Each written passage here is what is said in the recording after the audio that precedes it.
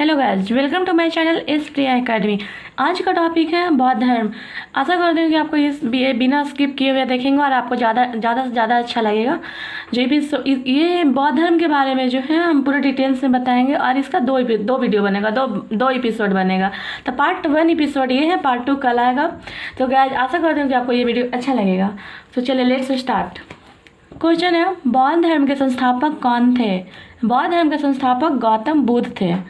Next है, गौतम बुद्ध का जन्म कब और कहाँ हुआ था?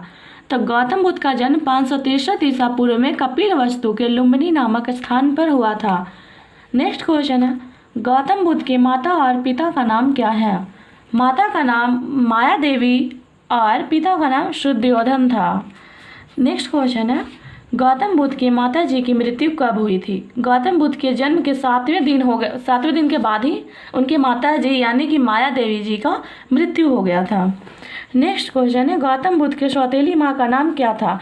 गौतम बुद्ध के सौतेली माँ का नाम प्रजापति गौतमी था। गौतम बुद्ध को लालन पालन इनकी सौतेली माँ प्रजापति गौतमी ने ही किया। नेक्स्ट क्वेश्चन है, गौतम बुद्ध का बचपन का नाम क्या था? गौतम बुद्ध का बचपन का नाम सिद्धार्थ था। गौतम बुद्ध का विवाह कितने आयु में हुआ था? तो गाइस गौतम बुद्ध का विवाह 16 वर्ष में ही हो गया था, बहुत कम उम्र में हो गया था, किशोरावस्था में ही हो गया था। गौतम बुद्ध की पत्नी का नाम क्या था? यशोधरा। गौतम बुद्ध की पत्नी का नाम यशोधरा था। गौतम बुद्ध के पुत्र का नाम क्या था? गौतम बुद्ध के पुत्र का नाम राहुल था। गाइस सिद्धार्थ जब कपिलवस्तु की सैर करने निकले तो उन्होंने क्या दृश्य देखा? तो सिद्धार्थ जब कपिलवस्तु की सैर किए तो कपिलवस्तु उनका जन्म स्थान है, तो वहाँ जब सैर करने के लिए घूमने के लिए निकले तो वहाँ उन्होंने 4 चीज़ों को देखा। 4 चीज़ों में देखा, देखिए पहला है बूढ़ा व्यक्ति, सेकेंड है एक बीमार व्यक्ति, थर्ड है शव एवं फोर्थ में एक सन्यासी को देखा। यही उनका दृश्य था, 4 दृश्य देखा।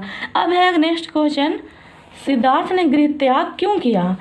तो सिद्धार्थ ने गृह त्याग क्यों किया इसका हम बता रहे हैं, क्योंकि सांसारिक समस्याओं से व्यथित हो गया था, वो सांसारिक समस्याओं से परेशान हो गए थे। इसीलिए 29 वर्ष की आयु में उन्होंने गृह त्याग दिया, अपना घर को त्याग दिए। और जिसे बौद्ध धर्म में इसे महाविनिष्क्रमण कहा जाता है। इन्होंने घर को त्याग दिया, तो इनके धर्म में यानी बौद्ध धर्म में त्यागना को महाविनिष्क्रमण कहते हैं। नेक्स्ट क्वेश्चन है गाइज, गृह त्याग करने के बाद सिद्धार्थ ने कहाँ गया? तो गृह त्याग करने के बाद सिद्धार्थ ने वैशाली में सांख्य दर्शन शिक्षा ग्रहण की। वैशाली यानी बिहार में पड़ता है। गृह त्याग करने के बाद सिद्धार्थ जो थे वो सांख्य दर्शन के लिए वैशाली चले गए, ये शिक्षा ग्रहण किया। अब आता है बात कि सिद्धार्थ के प्रथम गुरु कौन थे? तो सिद्धार्थ के प्रथम गुरु आलार कलाम थे। नेक्स्ट क्वेश्चन है, सिद्धार्थ ने रुद्र करामपुत से शिक्षा कहाँ ग्रहण की? तो सिद्धार्थ ने रुद्र करामपुत से शिक्षा राजगीर में ग्रहण की है। अब नेक्स्ट क्वेश्चन है, उरुवेला में सिद्धार्थ को 5 साधक मिले थे, उनका नाम क्या था? ये बात सच है गाइज कि सिद्धार्थ को उरुवेला में 5 साधक मिले थे। उनका नाम है, देखिए ये है कौंडिन्य, वप्पा, भादिया, महानामा एवं असाग्गी। यही 5 थे, उन लोगों ने मिला थे। अब नेक्स्ट क्वेश्चन है, सिद्धार्थ को ज्ञान की प्राप्ति कैसे हुई? तो सिद्धार्थ ने 6 वर्ष की कठिन तपस्या के बाद 35 वर्ष की आयु में वैशाख की पूर्णिमा की रात फल्गु नदी के किनारे पीपल वृक्ष के नीचे ज्ञान की प्राप्ति हुई। अब इसमें बात आता है गाइस कि सिद्धार्थ के 6 वर्ष की कठिन तपस्या कब हुआ? जब वो 29 साल के थे, तब वो घर त्याग दिए थे, गृह त्याग कर दिए थे। तो गृह त्याग करने के बाद वो कहाँ जाते हैं? गृह त्याग करने के बाद 4 चीज़ों को 4 दृश्य देखा उन्होंने।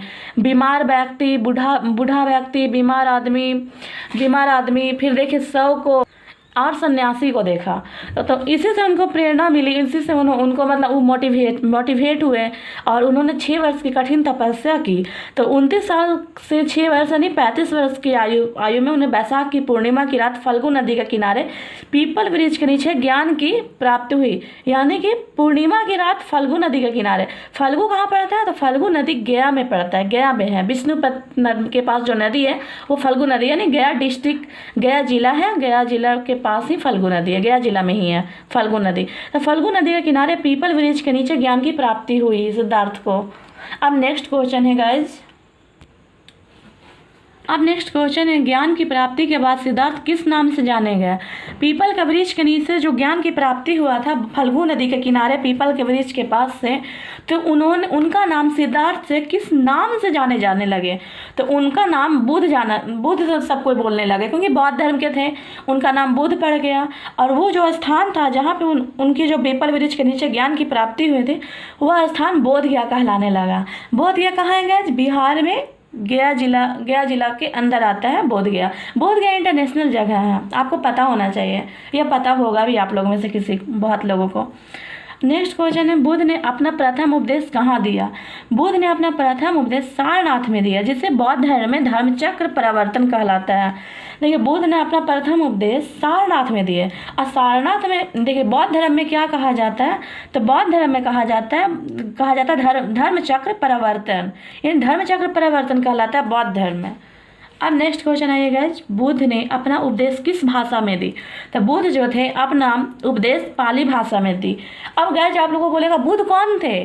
बुद्ध कौन थे? तो सिद्धार्थ, जिनका बचपन का नाम सिद्धार्थ था, वही बुद्ध है। उनके ज्ञान की प्राप्ति हुई तब से उन्होंने बुद्ध के नाम से जाने लगे हैं, तो याद रखिएगा, कंफ्यूज मत होइएगा।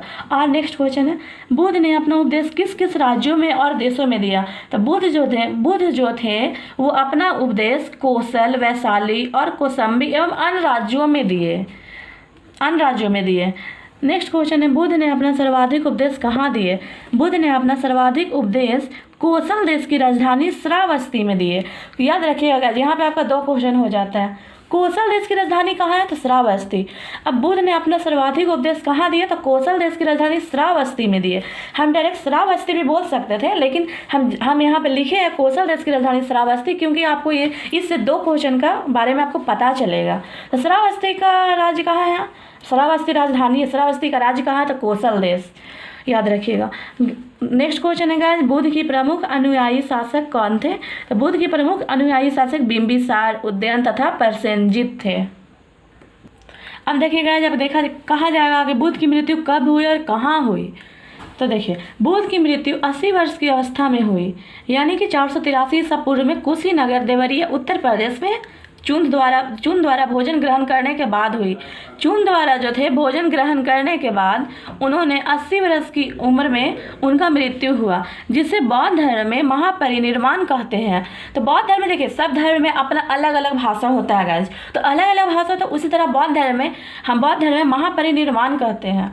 तो मृत्यु जब हो गया इनका, बुद्ध की मृत्यु 80 वर्ष की उम्र में हुआ, तो इनको बौद्ध धर्म में महापरिनिर्वाण कहा गया। अब देखिए नेक्स्ट क्वेश्चन है, बौद्ध के अंतिम संस्कार किसने किया? बौद्ध के अंतिम संस्कार किसने किया? बौद्ध के अंतिम संस्कार मल्लों ने किया। नेक्स्ट क्वेश्चन है, एक श्रुति के अनुसार बौद्ध की मृत्यु के बाद शरीर के 8 भागों में क्यों बांटा गया? क्योंकि देखिए बौद्ध जो थे ज्ञान की प्राप्ति किए थे, कहाँ किए थे ये सब तो आपको हम बता चुके हैं ऑलरेडी, लेकिन इनका जो शरीर था 8 भागों में क्यों बांटा गया? 8 वर्गों में क्यों बांटा गया? क्योंकि इनको 8 स्तूपों का निर्माण के लिए इनका 8 वर्गों में बांटा गया। इनके बारे में जानना लोग चाह रहे थे, इसलिए 8 स्तूपों का निर्माण हुआ। इसी की वजह से इनका मृत्यु के बाद 8 भागों में बांटा गया इनका शरीर। अब नेक्स्ट क्वेश्चन है, बौद्ध धर्म के बारे में हमें विशद ज्ञान कहाँ से प्राप्त हुआ? तो बौद्ध धर्म के बारे में हमें विशद ज्ञान पाली त्रिपिटक से हुआ। नेक्स्ट क्वेश्चन है, विश्व दुखों से भरा पड़ा है, इस सिद्धांत को बुद्ध ने कहाँ से लिया?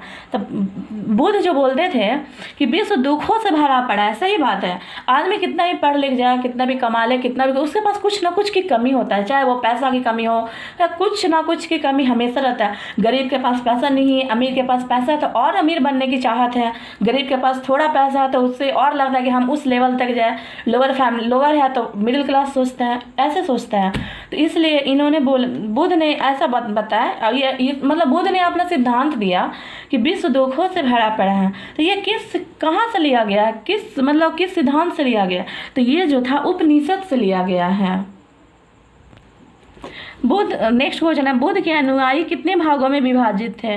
तो बुद्ध के अनुयायी 2 भागों में विभाजित थे। फर्स्ट में है भिक्षुक और सेकंड में है उपासक। तो फर्स्ट है भिक्षुक, जो है भिक्षुक किसे कहते हैं? बौद्ध धर्म के प्रचार के लिए जिन्होंने संन्यास ग्रहण किया उसको हम लोग भिक्षुक बोलते हैं। आप लोग भिक्षुक को देखे भी होंगे। और उपासक, उपासक किसको कहते हैं? गृहस्थ जीवन अपनाने के साथ साथ गृहस्थ जीवन व्यतीत करने वाले को उपासक कहते हैं। बौद्ध धर्म में दो भागों में विभाजित हुआ, एक भिक्षुक में और एक उपासक में। अब याद रखिएगा गाइस, भिक्षुक किसको कहते हैं? जो संन्यास ग्रहण किए हैं, जो घर परिवार किसी से कोई मतलब नहीं, जो सन्यासी है, जो संन्यास ग्रहण किए, यहाँ वहाँ जहाँ तहाँ जाते हैं, पूजा पाठ करते हैं, सब कुछ करते हैं, उनको फैमिली से कोई लगाव नहीं, मतलब कोई अथी नहीं, तो उनको हम भिक्षुक बोलते हैं। उपासक क्या है इनमें? उपासक जो गृहस्थ जीवन अपनाने के साथ साथ गृहस्थ जीवन यानी घर परिवार सबको देख रेख करना, उसको हम उपासक कहते हैं। तब बौद्ध धर्म में 2 अनुयायी को बांटा गया है। अब नेक्स्ट क्वेश्चन है, बौद्ध संघ में सम्मिलित होने के लिए न्यूनतम आयु सीमा कितनी थी? तो बौद्ध संघ में सम्मिलित होने के लिए न्यूनतम आयु सीमा 15 वर्ष थी। बहुत कम एज है 15 वर्ष। नेक्स्ट क्वेश्चन है, बौद्ध धर्म के त्रिरत्न क्या है? तो गाइस बौद्ध धर्म के त्रिरत्न 3 है। फर्स्ट है बुद्ध, सेकंड में धम्म तथा थर्ड में संघ। बौद्ध धर्म का फर्स्ट पार्ट ये है गाइज, सेकंड पार्ट कल आएगा। सेकंड पार्ट बिना स्किप किए हुए देखिएगा। आशा है कि आपको बहुत अच्छा लगेगा। थैंक यू गाइज, एंड मेरे चैनल एस प्रिया एकेडमी को सब्सक्राइब कीजिए, लाइक कीजिए एंड अपने दोस्तों और रिश्तेदारों के साथ शेयर कीजिए।